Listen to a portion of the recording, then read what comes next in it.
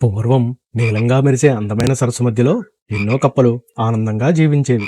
వాటిలో 4 కప్పలు సరస్సులోని నీటి మీద తామరాకులపై కూర్చుని పాటలు పాడుతూ రోజంతా సరదాగా గడిపేవి.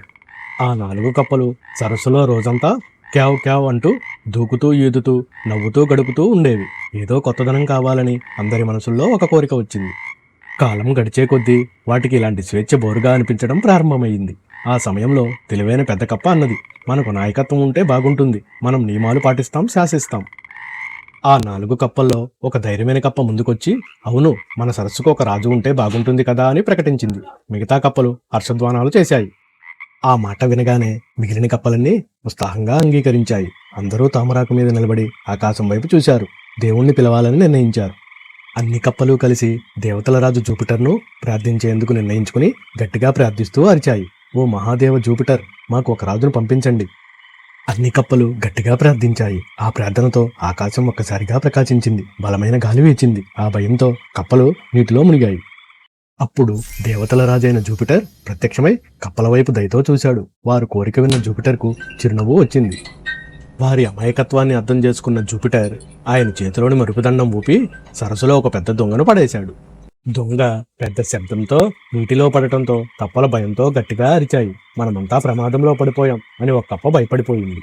అన్ని కప్పలు నీటి అడుగున దాక్కుని భయంతో వణికిపోయాయి. కొంత సమయం గడిచిన తర్వాత దొంగ కదులుతూ ముందుకు వచ్చింది. అది చూసిన కప్పలు అరవడం మొదలుపెట్టాయి. కొంత సమయం తరువాత ఒక ధైర్యమైన కప్ప నెమ్మదిగా పైకి వచ్చి దొంగను దగ్గరగా చూసింది. ఆ కప్ప ఈ దొంగ వల్ల ఎలాంటి ప్రమాదం లేదు, ఇది కదలటలేదు అని అర్థం చేసుకుంది. మరో కప్ప పైకి వచ్చి దొంగను తట్టి చూసింది. మిగతా కప్పలు కూడా దానిపైకి ఎక్కి కూర్చుని దొంగలో ఎలాంటి మార్పు లేదని గ్రహించాయి. ఆ కప్ప మిగతా కప్పలకు చెబుతూ, ఏ భయమూ లేదు, ఈ దొంగ మనల్ని బాధించడం లేదు అని చెప్పింది. ఆ మాటలు విన్న మిగిలిన కప్పలు ఎంతో ఆనందంగా ఎగురుతూ గెంతులు వేశాయి. అన్ని కప్పలు జాగ్రత్తగా నీటిపైకి వచ్చాయి. పిల్ల కప్పలు నవ్వులతో గట్టిగా అరుచుకున్నాయి. పన్నీ కప్ప ఎంజాయ్ చేసింది. అందరూ మళ్లీ ఆనందంలో మునిగిపోయారు.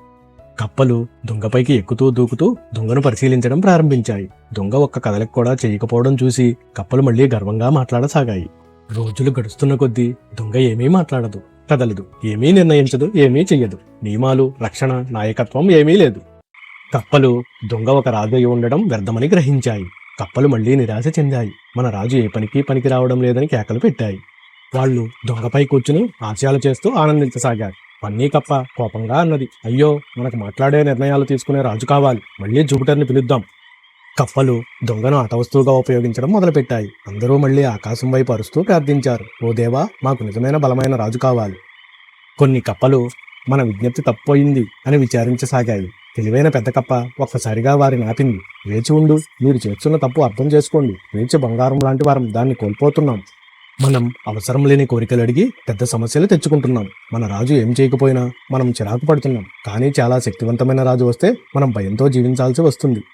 కప్పలు మళ్లీ స్వేచ్ఛగా జీవించడం నిజమైన ఆనందమని అర్థం చేసుకున్నాయి. నిజంగా స్వేచ్ఛ ఎంత విలువైందో గ్రహించాయి.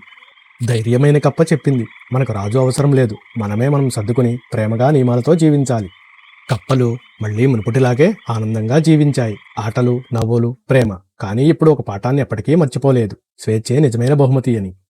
ఇలాంటి మరిన్ని వీడియోస్ కోసం please like and subscribe my channel.